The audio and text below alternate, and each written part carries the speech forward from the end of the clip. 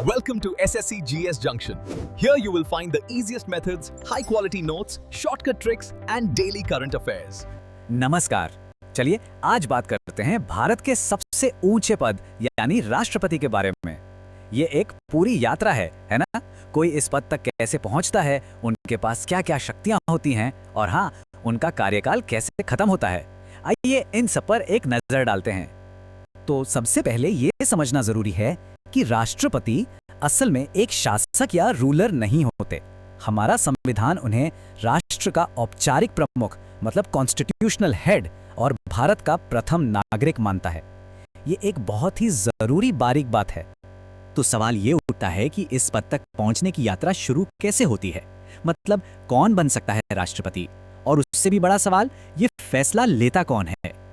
देखिए, कुछ योग्यताएं हैं जो अनुच्छेद 58 में दी गई हैं, जैसे भारत का नागरिक होना, तो जाहिर सी बात है उम्र कम से कम 35 साल होनी चाहिए, जो एक तरह से परिपक्वता की निशानी है। साथ ही लोकसभा का सदस्य बनने के काबिल होना चाहिए, जिससे पता चले कि उन्हें राजनीतिक समझ है। और हाँ, कोई लाभ का पद नहीं होना चाहिए, ये उनकी निष्पक्षता के लिए जरूरी है।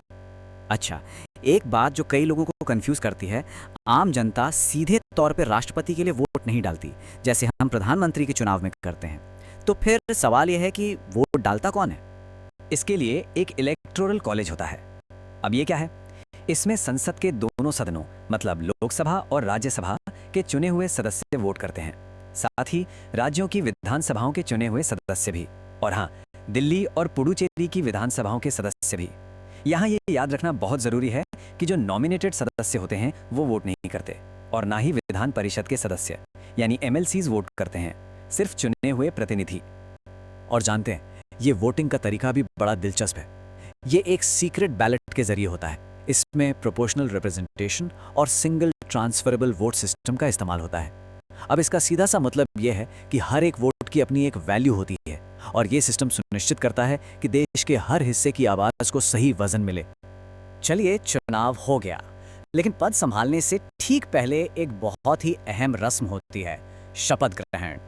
ये सिर्फ एक फॉर्मेलिटी नहीं है। भारत के चीफ जस्टिस के सामने या उनकी गैर मौजूदगी में सुप्रीम कोर्ट के सबसे सीनियर जज के सामने ये संविधान की रक्षा करने का एक वचन होता है।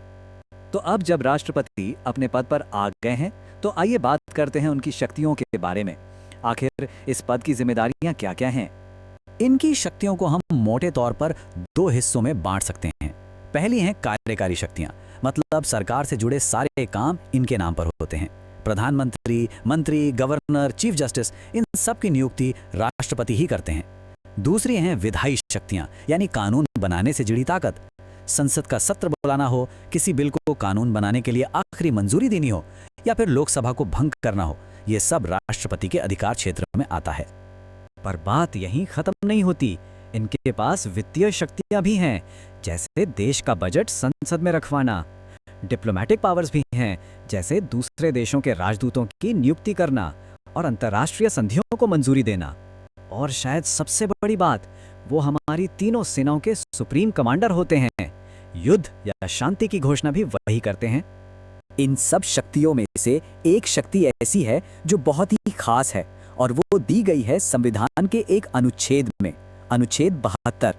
तो ये अनुच्छेद 72 राष्ट्रपति को एक असाधारण न्यायिक शक्ति देता है। वो है क्षमादान की शक्ति, मतलब वो किसी भी अपराधी की सजा को माफ कर सकते हैं, कम कर सकते हैं या बदल सकते हैं, यहाँ तक कि मौत की सजा को भी। एक तरह से ये न्याय व्यवस्था में दया का आखिरी दरवाजा है। अच्छा, तो हमने शक्तियों की बात कर ली। अब जरा देखते हैं कि राष्ट्रपति का कार्यकाल कितना होता है और क्या उन्हें समय से पहले पद से हटाया भी जा सकता है। तो देखिए, राष्ट्रपति का कार्यकाल होता है पूरे 5 साल का, और हाँ, वो दोबारा भी चुने जा सकते हैं।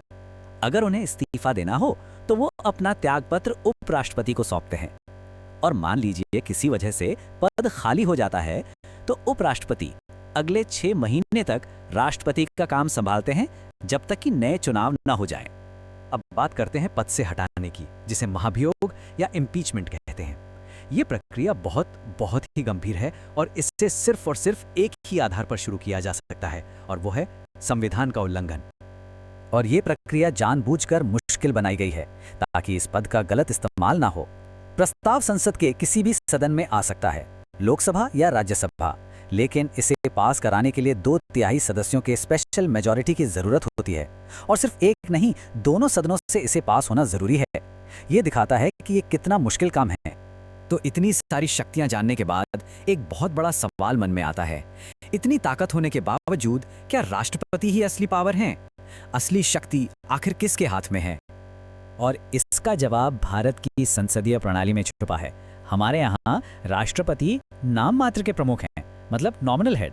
जो असल कार्यकारी शक्ति है वो प्रधानमंत्री और उनकी मंत्रिपरिषद के पास होती है। राष्ट्रपति उनकी सलाह पर ही काम करते हैं। और इस पूरी यात्रा को याद रखने का एक बड़ा आसान तरीका है। ये कुछ जरूरी अनुच्छेद हैं जो राष्ट्रपति के पूरे जीवन चक्र को दिखाते हैं। देखिए, अनुच्छेद 52 से पद का सृजन होता है, फिर 54-55 में चुनाव, 56 में कार्यकाल, 58 में योग्यताएं, 60 में शपथ और आखिर में 61 में महाभियोग।